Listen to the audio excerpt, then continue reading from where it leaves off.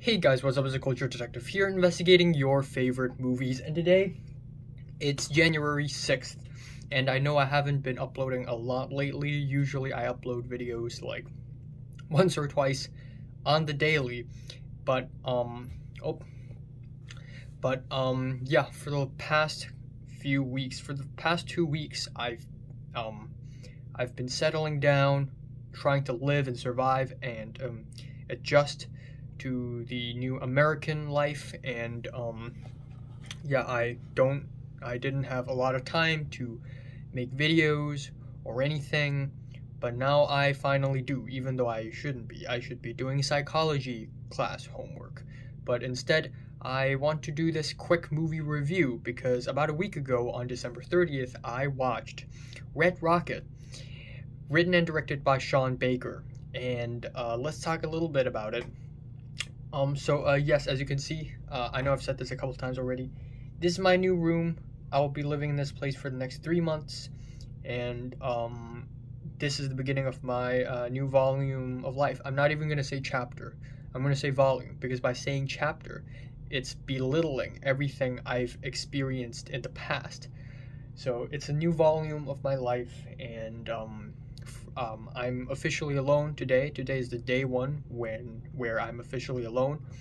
I'm currently somewhere in Los Angeles. I will not tell you where, but I just like to let you know that there are 4 million people in Los Angeles, and so far I only know 2 people, and they aren't even close to me. So I don't trust anyone. I don't rely on anyone, and everything around me right now are strangers and aliens. So yeah, pretty tense. But anyways, Red Rocket, written and directed by Sean Baker. And yeah, I was pretty excited when I went into the movie because I've heard nothing but great reviews, positive reviews of this movie. And yeah, I actually end up quite enjoying this movie. This movie is about Mikey, an ex-porn star who had returned to his hometown in Texas City in Texas, trying to make a living, trying to find a job, ending up falling in love with an underage girl and trying to coerce her into making porn with him and with other men. And this is actually more slow-paced than I thought it would be. It's not slow, first of all. I mean, it is still reasonably paced, but you have to realize that not a lot happens in this movie, especially in the second half. Not the second half, the middle part, the second act, the middle part of the movie gets a little slow and gets a little repetitive with the donut shops and the people, the drug dealers. Like, it's again and again and again. But of course there is a realistic quality to this style of writing, so I really like that. I really like the performances. I think Simon Rex did a great job as the main character of Mikey, and this movie is also a bit of a character study, in my opinion. I think this movie is mainly about Mikey and his personality. He started off as a very charismatic and fun person, but as the movie goes along, you begin to realize that he is a slimy narcissist who likes to lie and just control people. You know, he's not evil or anything, but he's just a very slimy dude and dislikable. In fact, everybody in this movie are dislikable. They're all hateable to some degree. Everybody sucks. Everybody's flawed. And that includes one of the characters, Lonnie, who has facial hair and who is a skinny loser who has no girlfriend, has no job, has nothing, like me. And he would try to pretend to be a veteran and ask for money, and people would walk up to him and question him. Oh, so you're a veteran, you were a Marine, then can you tell me which, I don't even know much about Marines, but you get the idea. He was questioned and people beat him up, and Mikey saw that and he's like, fuck, I'm not gonna get into it, and he just walks away. Like, again, everybody sucks, but I like Lonnie, though. I root for him. I root for his success. And on top of that, this movie is also a commentary on American culture and specifically Texan culture.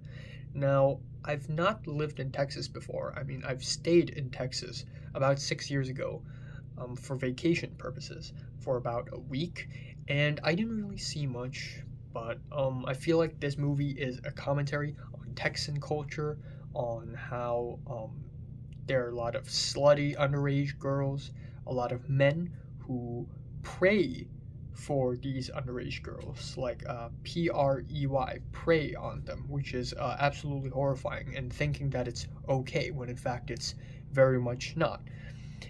And also just bad parenting, terrible health care, terrible economic systems, people sort of belittling sex jobs like sex workers and adult film stars, and disregarding them as non-jobs, and just how everybody's slimy and narcissist and they only care about themselves. They're all very self-centered, and that's the whole Texan environment, really. It's quite toxic, but the movie manages to have a very humorous angle to it, which is really fun.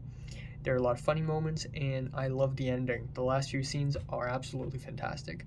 And surprisingly, this movie is also really beautiful. It's gorgeous. There's a lot of great colors in this movie. Very sunny sky and very green grass, first of all. And the house paintings, the purple, the pink, the yellow, it's very bright, it's very optimistic, and it's just very refreshing to see a movie like that. Also, this movie does not have a score. The only thing this movie has in terms of music is NSYNC's Bye Bye Bye, and it actually works. The opening for the movie with Bye Bye Bye playing is fantastic. I love it. And then there's a moment in the movie when the underage girl just pulls out a keyboard out of nowhere and starts playing Bye Bye Bye, but piano version with great vocals for some reason, out of nowhere. Don't know where did that come from. And then at the end we have Bye Bye Bye again, but this time reversed, which is cool. You know, reversed music, cool. But I guess if you're only working with one song, you kind of have to get creative with how you want to use that song. And B, I think with how the ending played out, I really like it. It's almost surreal. So yeah, Sean Baker once again scoring it, putting it in the bag. Total slapper of a movie. I enjoy it. I like it. I don't think it's super great, it's super entertaining, but it is a really funny movie that is also simultaneously a movie about how everybody sucks. And I'm giving Red Rocket a strong 8 out of 10. Let's take a sip of this huge bottle of orange juice that is bought from Whole Foods, I believe. I'm going to be drinking this bottle of orange juice for the next year or so. So, have you watched Red Rocket from 1 to 10? Just rate it, like and subscribe if you want more. Thanks for watching. I gotta do my psychology homework. My college class will begin in about 4 hours, and I still haven't done the homework prior to that course, so I'm fucked.